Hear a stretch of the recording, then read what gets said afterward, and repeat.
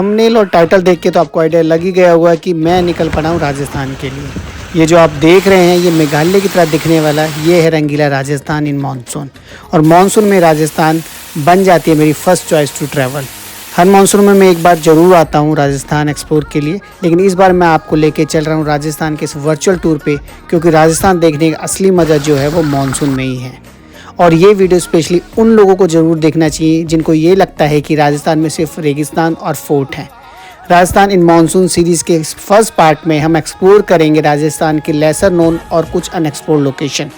और सबसे ज़रूरी बात, अगर आपने चैनल को सब्सक्राइब नहीं किया है तो सब्सक्राइब कर लीजिए और जानिए इंडिया के अमेजिंग लेसर नोन और अनएक्सप्लोर्ड लोकेशन।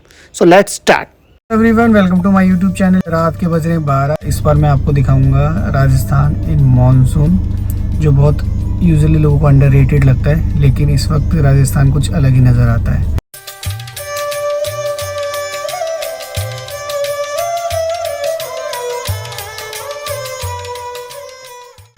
हमेशा की तरह मैं कर रहा हूँ ओवरनाइट जर्नी। इस ट्रिप पे जो लोकेशन मैं कवर करूँगा वो कोटा और रावत बाटा के आसपास की लेसर एक्सप्लोर लोकेशन है। कोटा और रावत बाटा दोनों आसपास हैं, सो जो मेरा स्टे रहेगा वो कोटा में ही रहेगा for next couple of days. Delhi से कोटा का डिस्टेंस अराउंड 475 किलोमीटर है और इसे कवर करने में मुझे अराउंड 9 आवर्स लगेंगे। रोड कंडीशन काफ़ी अच्छी है कोटा तक।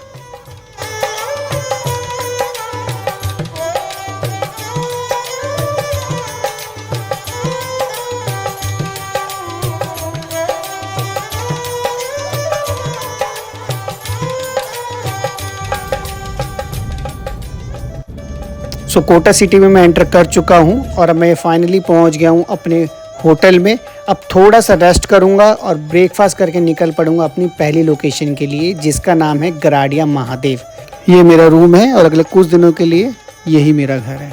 कोटा से गराडिया महादेव का डिस्टेंस है अराउंड 27 किलोमीटर और इसे कवर करने में मुझे लेंगे 45 मिनट्स अपनी कार में। और ये लोकेशन पड़ती है कोटा उदयपुर हाईवे पे।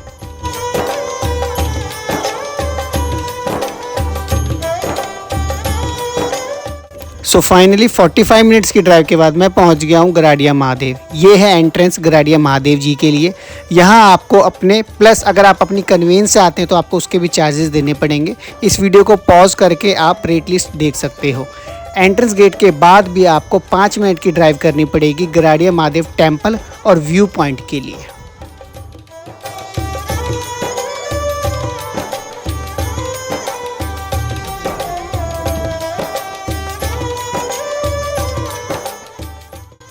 ये है first look of Garadia Mahadev view point का। इस वीराने में ऐसी लोकेशन किसी सरप्राइज से कम नहीं है। इंडिया का अपना Grand Canyon on the bank of Chambal river. Garadia Mahadev Kota और कोटा के आसपास की सबसे बेस्ट लोकेशन है। वर्ड्स में डिस्क्राइब करना थोड़ा मुश्किल है इस नज़ारे को। चंबल रिवर का यू टर्न लेते हुए नज़ारा कुछ अलग ही है। चंबल नदी के इस लैंडस्केप को राष्ट्रीय स्तर पर प्रदेश भर के पर्यटन स्थलों में से टूरिज्म का best award iconic landscape destination श्रेणी का पुरस्कार भी मिला हुआ है। फोटोग्राफर के लिए ये एक जन्नत से कम नहीं है।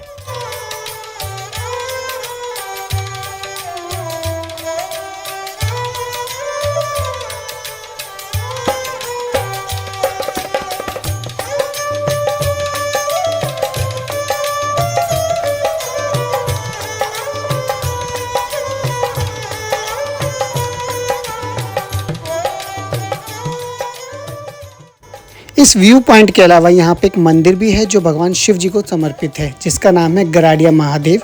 व्यू पॉइंट के राइट साइड से आपको मंदिर का रास्ता दिख जाएगा। उसके लिए आपको थोड़ी सी सीढ़ियाँ उतरनी पड़ेंगी। ये मंदिर के साइड में जो पानी देख रहे हो ये चट्टानों के बीच में से निकल के इकट्ठा हो रहा है और इसी जल से मंदिर में भगवान शिव जी का अभिषेक किया जाता है।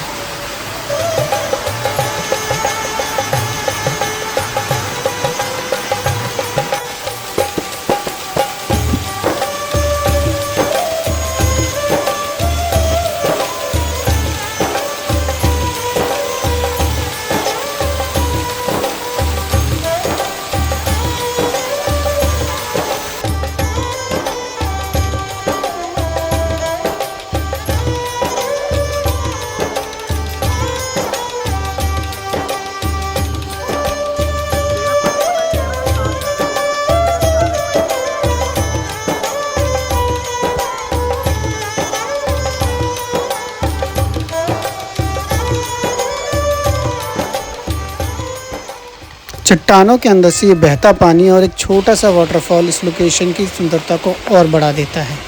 आप इस छोटे से वाटरफॉल में नहा भी सकते हैं और मॉनसून की वजह से तो ये जगह किसी जन्नत से कम नहीं लग रही है।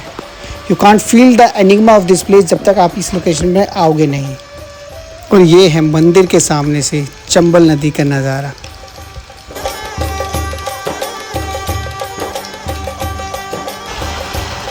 द ओनली ड्रॉबैक जो मुझे यहाँ फील हुआ वो यहाँ के जो चार्जेस हैं, एंट्री चार्जेस पर पर्सन और आपकी कन्वेंस के, वो बहुत ज़्यादा है। बिकॉज उस हिसाब से यहाँ कोई फैसिलिटी नहीं है, क्योंकि यहाँ कोई टॉयलेट नहीं है, ना कोई चेंजिंग रूम है। आप अपनी कन्वेंस के चार्जेस बचा सकते हैं अगर आप अपनी कन्वेंस को एंट्री गेट पे छोड़ देंगे, लेकिन उसके बाद आपको 2 किलोमीटर पैदल चल के अंदर आना पड़ेगा। ये पूरा एरिया फॉरेस्ट डिपार्टमेंट के अंदर आता है and the temple is located very remote. अगर आप यहाँ आना चाहते हैं तो आप अपनी पर्सनल व्हीकल से आएँ, क्योंकि यहाँ पब्लिक ट्रांसपोर्ट नहीं है। इसके अलावा अगर आपके पास अपनी कन्वेंस नहीं है तो आप टैक्सी या ऑटो से अप एंड डाउन कर सकते हैं। And the most important, avoid this place late in the evening. काफ़ी टाइम स्पेंड करने के बाद मैं निकल पड़ा अपने होटल के लिए। कल रात की ओवरनाइट ड्राइव की वजह से और बारिश में भीगने की वजह से अब मुझे नींद आने लग गई है। अब मैं होटल पहुंच के खाना खाऊंगा और अब आराम करूंगा। अब मैं आपसे मिलता हूं कल नई लोकेशन के साथ। हे गुड मॉर्निंग, ब्रेकफास्ट कर लिया है। अब मैं निकल रहा हूँ आज की लोकेशन को एक्सप्लोर करने। आज मुझे रावत भाटा जाना है कोटा से, जो समवेयर अराउंड 60 किलोमीटर है आगे की तरफ। और आज मैं समवेयर अराउंड 3 से 4 लोकेशन एक्सप्लोर करूँगा, तो देखते हैं कितना कर पाते हैं। जो सबसे पहली लोकेशन में टारगेट कर रहा हूँ वो है पाड़ाझार वाटरफॉल एंड टेम्पल, जिसे पहुँचने में मुझे अराउंड 1.5 से पौने 2 घंटे लगेंगे, क्योंकि पाड़ाझार वाटरफॉल का जो डिस्टेंस कोटा से है वो 65 किलोमीटर है। मिलता हूँ सबसे पहली लोकेशन पाड़ाझार वाटरफॉल पे। गूगल ने हमें इस लोकेशन से राइट मुड़वाया, जो कि कच्चा रास्ता है, क्योंकि यहाँ से रास्ता थोड़ा शॉर्ट है। अब देखते हैं रास्ता कहाँ जाता है। यहाँ तो पुल टूटा हुआ है भाई, जाएंगे कैसे इसके आगे।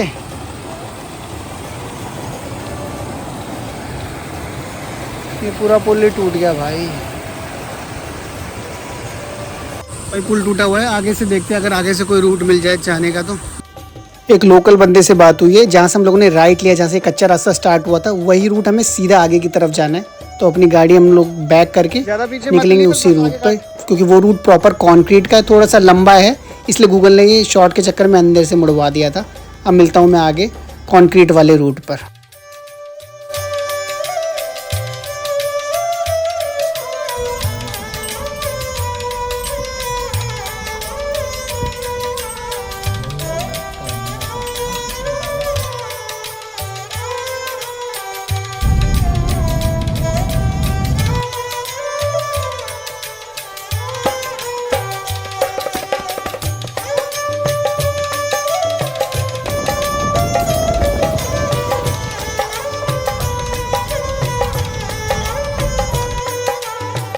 सो फाइनली मैं पहुंच गया हूं जहां तक गाड़ी जा सकती है, और यहीं से मैं एंट्री करनी है आगे पाड़ाझार वाटरफॉल और पाड़ाझार महादेव टेम्पल के लिए।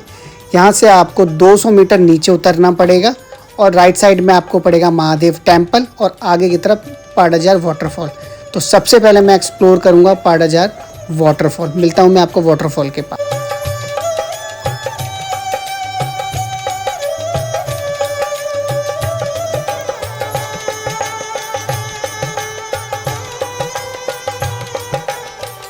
तो ये है वो टेम्पल और इसके अंदर एक केव भी है, वो हम वापसी में आके करेंगे। अब यहाँ से टेम्पल से सिर्फ 50 मीटर के डिस्टेंस पे ही है हमारा पाड़ाझार वाटरफॉल। उसके लिए भी आपको सीढ़ियाँ उतरनी पड़ेंगी कुछ।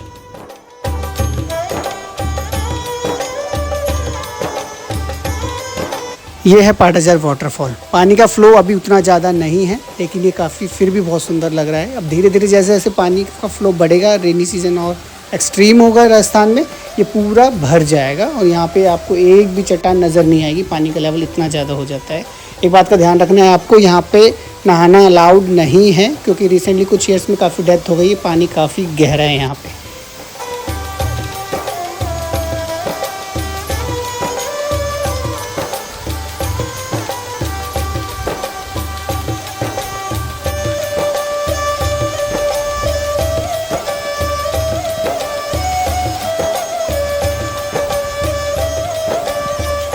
अब मैं आपको दिखाता हूँ पाड़ाझार वाटरफॉल कुछ टाइम बाद रेनी सीजन में कैसा लगने वाला है। ये जो आप लेफ्ट हैंड साइड में इमेज देख रहे हो ये लास्ट ईयर की इमेज है और कुछ टाइम बाद ये ट्रिप मैंने जुलाई मिड में किया है, अराउंड 20th के आसपास। अभी ये वाटरफॉल स्टार्ट ही हुआ है। आप 1 महीने बाद यहाँ आओगे अगस्त एंड में या सितंबर मिड में, तो आपको ये ऐसा नज़र आएगा।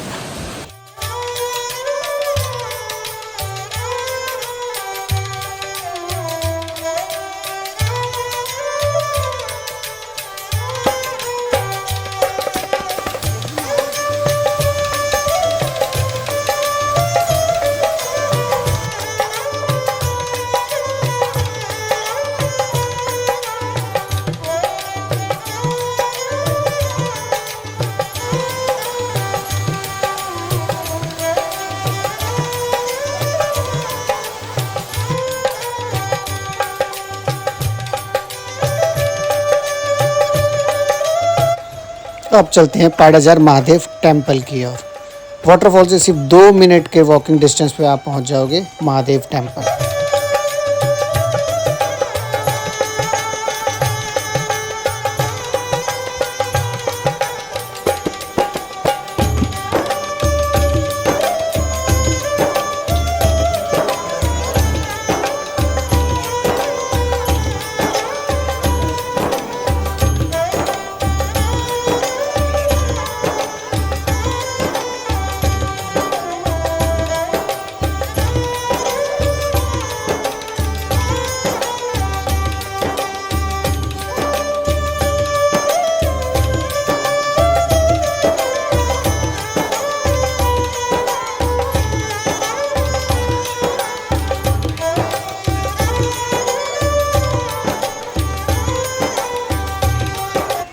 जो आपने अभी तक मंदिर देखा वो मेन मंदिर नहीं है शिव जी का। जो मेन मंदिर शिव जी का है वो इस गुफा के अंदर है।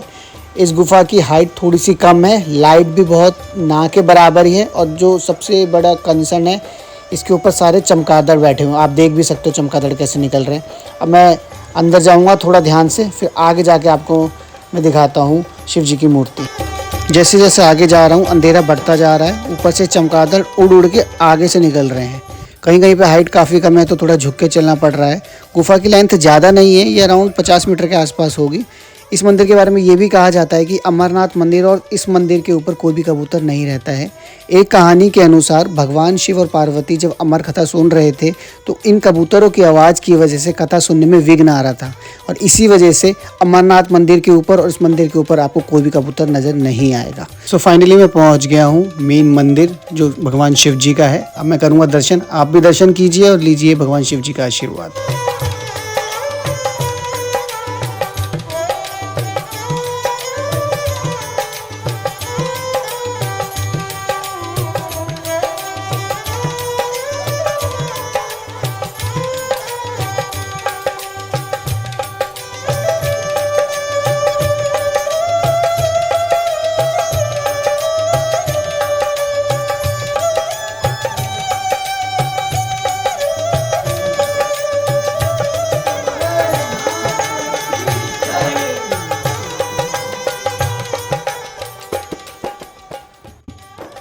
मंदिर से थोड़ा सा आगे आओगे तो एक गुफा और है, लेकिन इसके अंदर लाइट नहीं है तो मैं रिस्क नहीं लूँगा, रेनी सीज़न है। अब मैं निकल रहा हूँ नेक्स्ट पॉइंट के लिए। अब मैं कवर करूँगा डैम जिसका नाम है सैडल डैम, और उसके बाद जाऊँगा मैं चूलिया वाटरफॉल।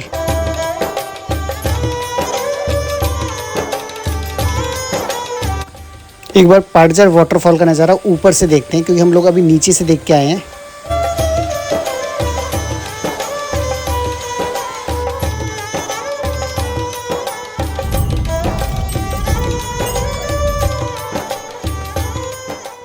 पाडाजार वाटरफॉल से 15 मिनट की ड्राइव के बाद मैं पहुंच गया हूं सैडल डैम। ये आपका पूरा सैडल डैम है, सामने जंगल है और जो लेफ्ट हैंड साइड में आप रिवर देख रहे हो ये है चंबल रिवर।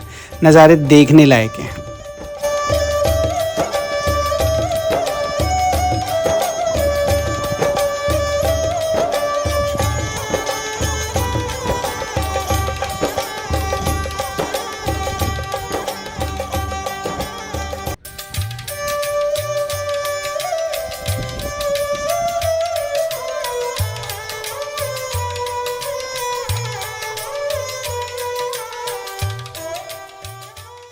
अब मैं निकल रहा हूँ Chulia waterfall. On the way Rana Pratap Sagar dam पड़ेगा जिसकी हाइट 177 फीट है। इसको मैं कवर करता हुआ पहुँचूंगा चूलिया वाटरफॉल। राणा प्रताप सागर डैम भारत में राजस्थान के रावत भाटा में चंबल नदी पे बनाया गया है। इसमें टोटल 17 गेट्स हैं। राणा प्रताप सागर डैम राजस्थान का सबसे बड़ा डैम है और ये चूलिया वाटरफॉल से सिर्फ 1.5 किलोमीटर के डिस्टेंस पे है।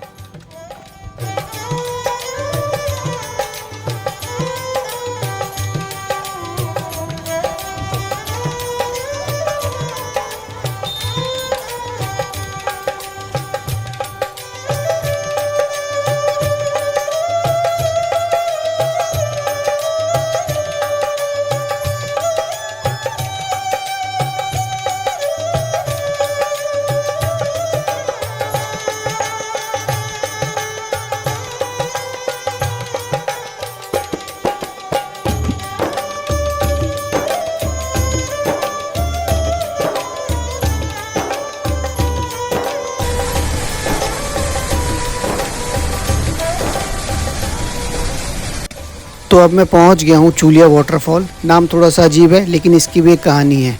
पानी के बहाव की वजह से चट्टानों के ऊपर नेचुरल तरीके से सर्कुलर फॉर्मेशन नज़र आती है जो चूड़ों की तरह दिखती है, इसलिए इस वाटरफॉल का नाम चूड़ों से इंस्पायर्ड है। लेकिन वक्त के साथ इसका नाम बिगड़ गया और अब ये चूलिया वाटरफॉल के नाम से जाना जाता है।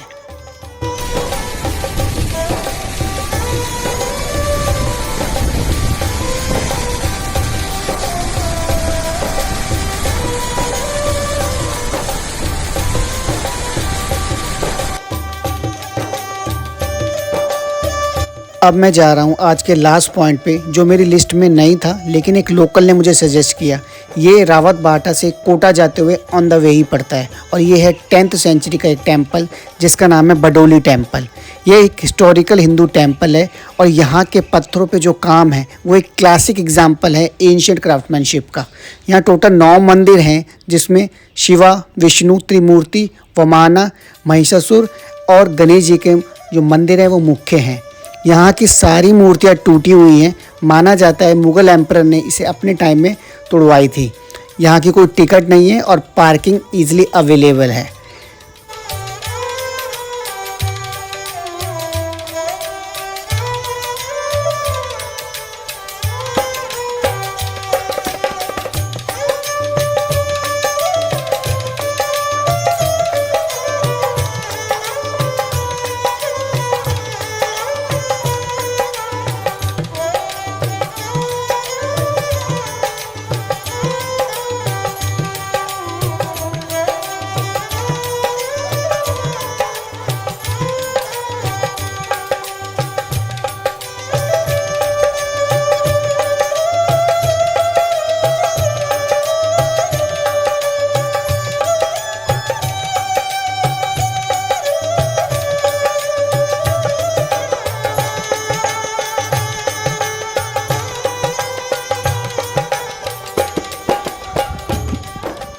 वक्त हो गया घर वापसी का। ये था राजस्थान इन मॉनसून सीरीज़ का फर्स्ट पार्ट। अब सेकंड पार्ट में मैं कवर करूँगा राजस्थान की ऐसी लोकेशन जहाँ है मोर देन 100 आइलैंड और कुछ नए वाटरफॉल। उम्मीद करता हूँ आपको फर्स्ट पार्ट अच्छा लगा होगा, तो चैनल को लाइक, शेयर और सब्सक्राइब करना ना भूलें। मिलते हैं नेक्स्ट पार्ट में। Till then keep travelling.